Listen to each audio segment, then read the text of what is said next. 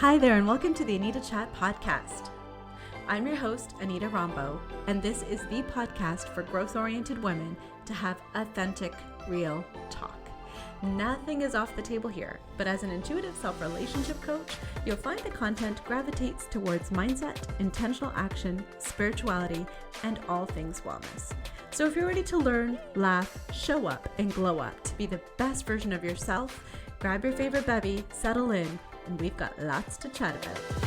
Hello, friends, and welcome to another episode of I Need to Chat. I hope you are doing well. Thank you for tuning in. I really appreciate you.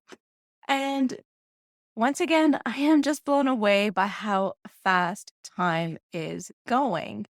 At the time of this recording, we are days away from the next quarter of the year. So depending on if you track to a fiscal year or calendar year, that may either be Q3 in your world or the last 3 months of 2022. Either way, if you've been tuning in for a bit, you know by now that I like to check in around these quarterly time periods with a friendly prompt for us to see how we are tracking to our big vision and goals and where you would like to be. So consider this your friendly reminder that it is self-reflection time. And as part of this reflection, you may wish to tune in to episode 13 entitled New Quarter and New Moon, where I walk you through my quarterly audit process. And irrespective of where you are at this point in time, I want you to remember that it's never too late to make progress and advance your vision for yourself and your life, whatever that may be. And if you're not sure what that vision is for yourself, or if you're looking for some more in-depth personal accountability and coaching to get you to where you would like to be, just know that I'm here to support you, and you can book a free 30-minute discovery call with me and we can get started. And so the link for that is also in the episode description. Also on the topic of new beginnings, we've just touched on a new quarter as a new beginning. We are also approaching a new season or seasons, depending on what resonates with you. In a few short weeks, our kids will be back to school and we'll be coming off the busyness of the summer and settling into some new routines, also probably very busy. But we're also saying goodbye to summer pretty shortly and moving into the fall. And last but not least, if you speak the language of astrology, we are entering Virgo season, and Virgo is a very earth-based or practical energy focused on details and routines. So this is a great time to focus on those details and routines to help us to get to where we want to be for the quarter, for the year, for the season.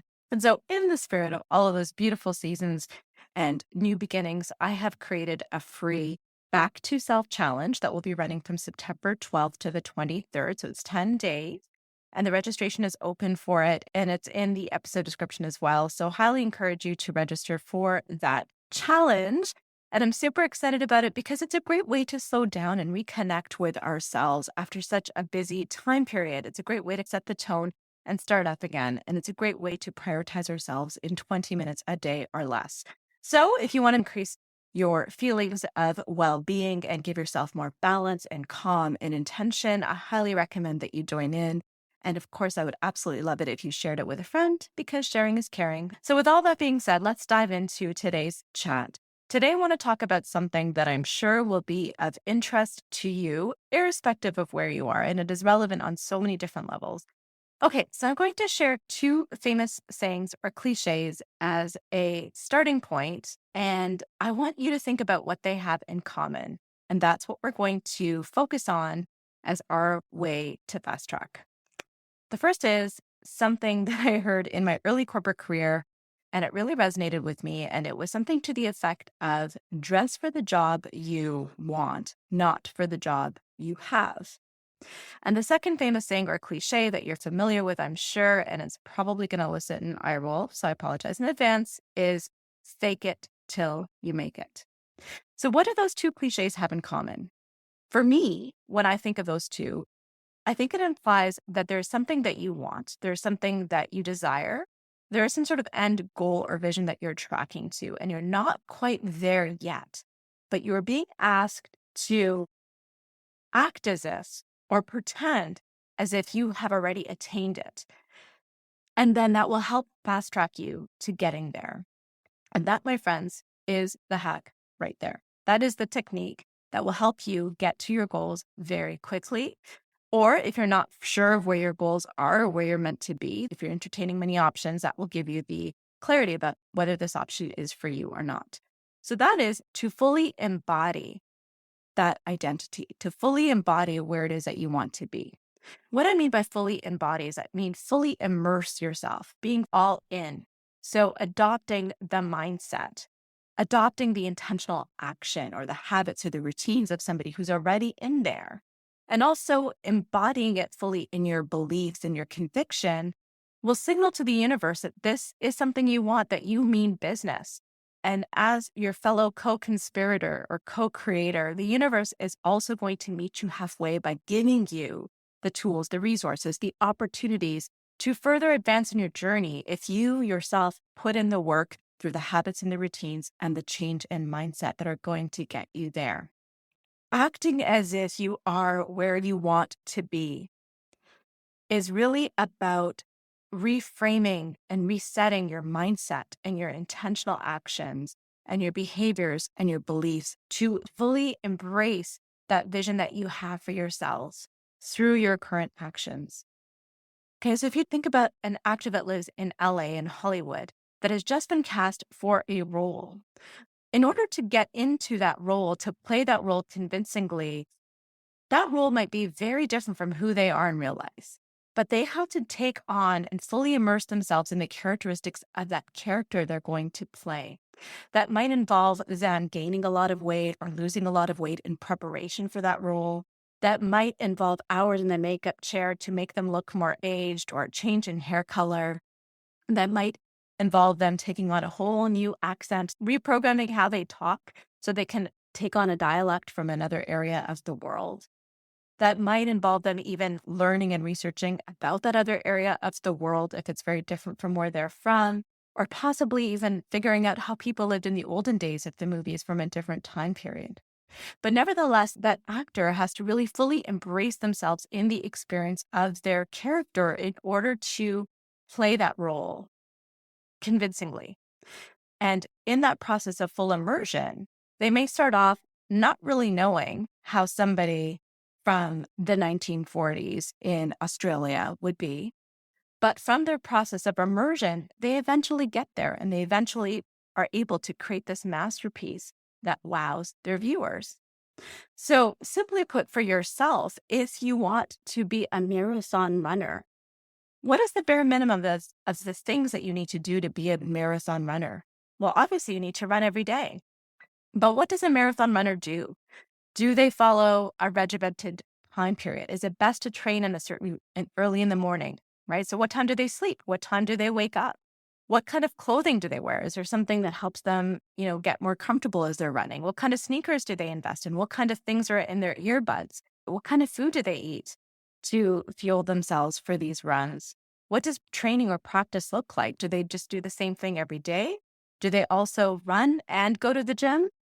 Right? Who do they hang out with? So in order to become a marathon runner, not only do you have to run, but you want to start thinking and acting and behaving as if you were a marathon runner, going to sleep and waking up and showing the discipline and showing up and eating those foods that are going to support you. And eventually, by doing those things and embodying those characteristics and habits, you will eventually become a marathon runner. Let's say you want to be a CEO of a company. Well, what would a CEO look like? What would they act like?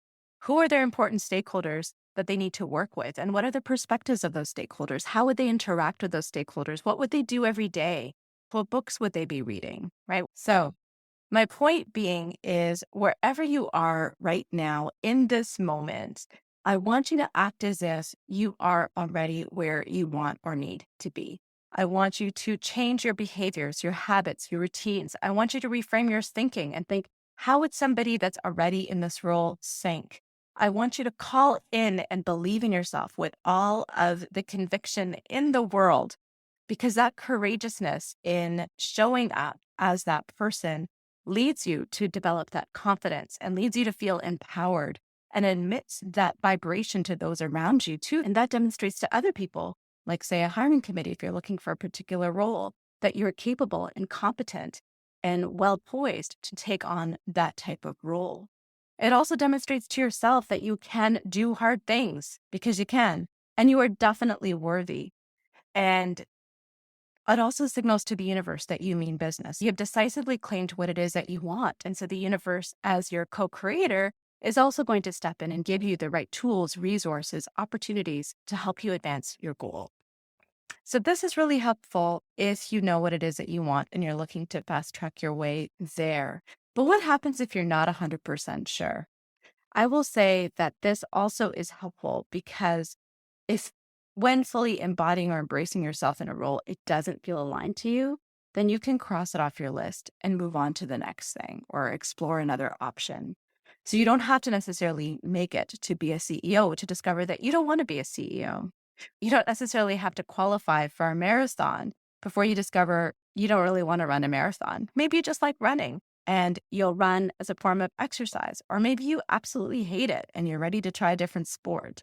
But you never know until you fully embody or immerse yourself in the thing.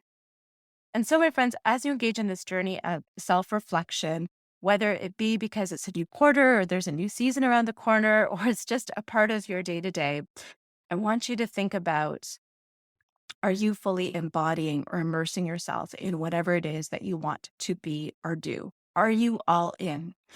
Can and do you act as if you are where you want to be? Of course, I'm curious to know where you are with this. Feel free to drop me a line in my inbox or through my IG. And of course, if you want to go into this a little bit further with me, feel free to book that discovery call. But on that note, my friends, I will see you next week. Bye for now. Thank you so much for tuning into this episode of the Anita Chat podcast. If you haven't taken a minute to leave a review, I would absolutely love to hear from you. All you need to do is to search for the show, click your star rating, and type in a few words. Also, if there's a specific topic you'd like to see covered in this podcast, if you'd like me to be your coach, or if you want to just chat, feel free to send me an email or shoot me a message through my IG, which you'll find in the show notes. The show notes will also contain any links to the freebies that were referenced in this episode. Until next time, friends, it's been great chatting with you.